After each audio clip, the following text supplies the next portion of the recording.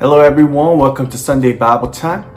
Remember that our big picture question, how can we glorify God? Does anyone remember the answer? You're right. We can glorify God by loving Him and obeying Him. God created everything and He knows everything. He has authority to tell us what to do, and because He loves us, His way will always be best for us.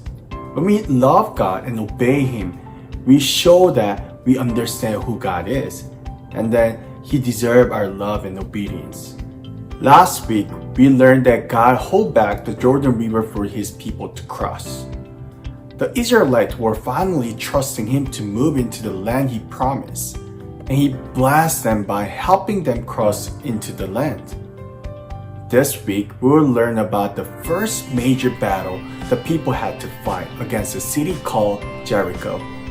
So let's watch the video and let's find out what happened in the Battle of Jericho.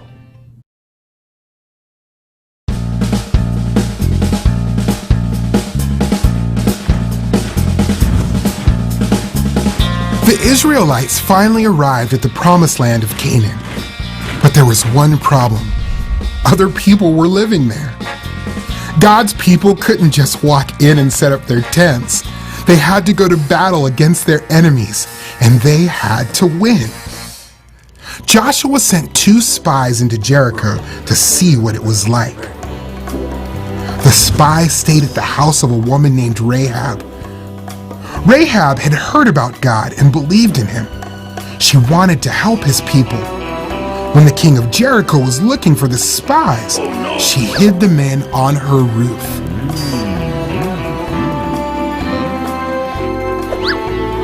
When it was safe for the spies to leave, Rahab said, "Please be kind to my family since we have been kind to you. When you attack Jericho, please do not kill us." So the spies promised to keep Rahab and her family safe, and they left Jericho. Rahab tied a bright red rope in her window so the Israelites would know which house she lived in. The people in Jericho hid behind the strong walls of the city. God told Joshua He would conquer Jericho. To do that, Joshua would need to lead the people to march around the city one time each day for 6 days. On the 7th day, they would march around the city 7 times, and the priest would blow their trumpets. All the people would shout, and the walls of Jericho would fall down. Then the Israelites could go into the city and take over. So Joshua commanded the people to carry the Ark of the Covenant and march around the city. The priests blew their trumpets.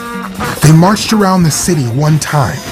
Not one of the Israelites spoke or made a sound. On the 2nd day, they silently marched around the city again and then returned to their camp. They did this every day for 6 days. On the 7th day, the Israelites got up early and marched around the city 7 times. On the 7th time, when the priests blew their trumpets, Joshua said, "Shout, for the Lord has given you the city." So the people shouted and the wall fell down flat. The Israelites went into the city and captured it. They kept Rahab and her family safe because she helped the spies.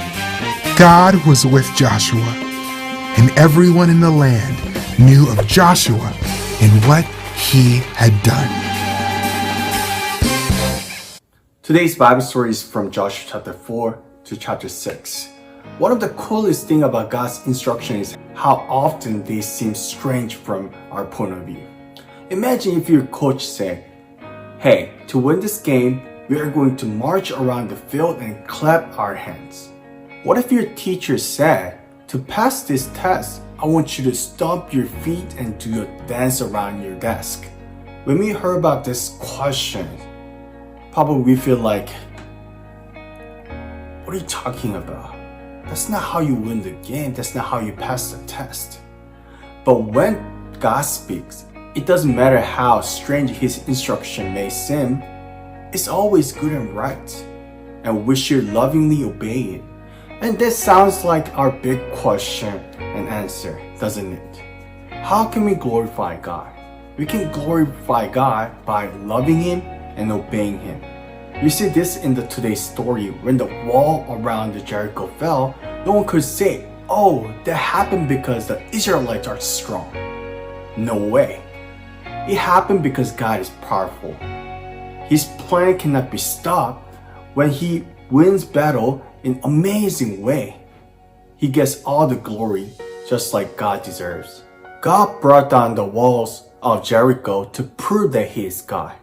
And there is no one like Him. He loves all people and welcomes anyone who follows Him by faith. The story of Rahab and their Jericho is a small example of what Jesus has done for us. By faith, Rahab believed God would win the battle, and she asked the spies to show mercy to her family and keep them safe. When the Israelites attacked Jericho, Rahab and her family received mercy and becomes part of God's people. Same way, Jesus has won against sin and death. Everyone who trusts in Jesus receives mercy and becomes part of God's family forever.